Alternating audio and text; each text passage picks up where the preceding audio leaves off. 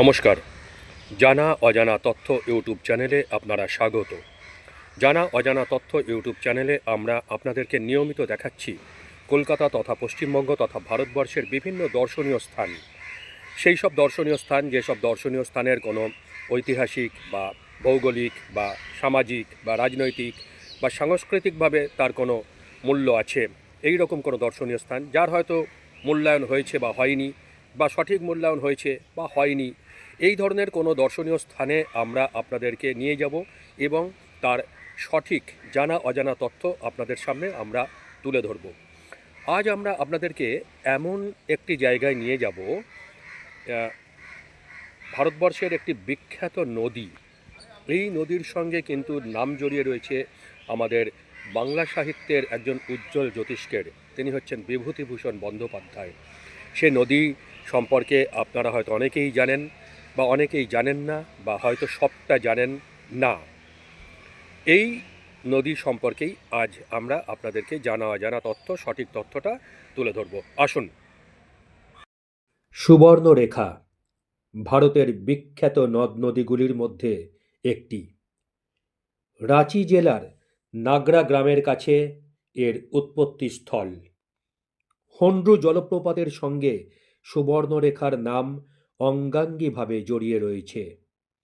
এই নদী ঝাড়খণ্ডের রাঁচি, পশ্চিমবঙ্গের পশ্চিম মেদিনীপুর এবং ওড়িশার বালেশ্বর হয়ে বঙ্গোপসাগরে এসে মিশেছে।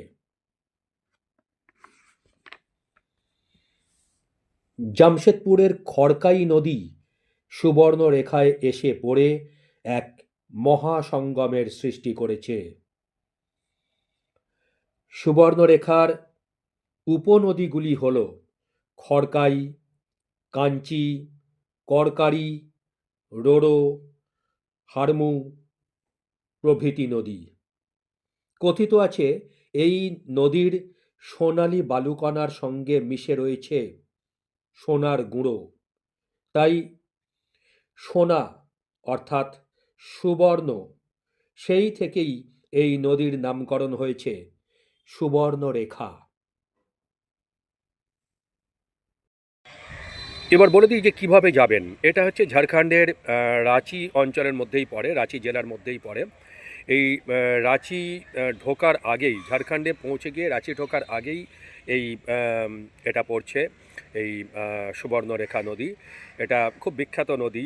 এটা যে কোনো আপনারা মানে গুগল ম্যাপ থেকেও আপনারা জানতে পারবেন, এবং আপনারা যখন গাড়ি নিয়ে যাবেন এখানে যে কোনো মানুষকে জিজ্ঞেস করলে আমরা জানতে পারবেন যে এই জায়গাটা ঠিক কোথায়, এবং গেলে আপনারা বুঝতে পারবেন এবং তার নয়নাভিরামে দৃশ্য দেখে আপনারা অবশ্যই মুগ্ধ হবেন।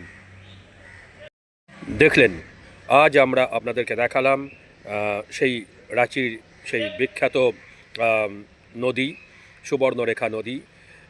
এই নদী সম্পর্কে আমরা আপনাদেরকে জানা অজানা তথ্য তুলে ধরলাম।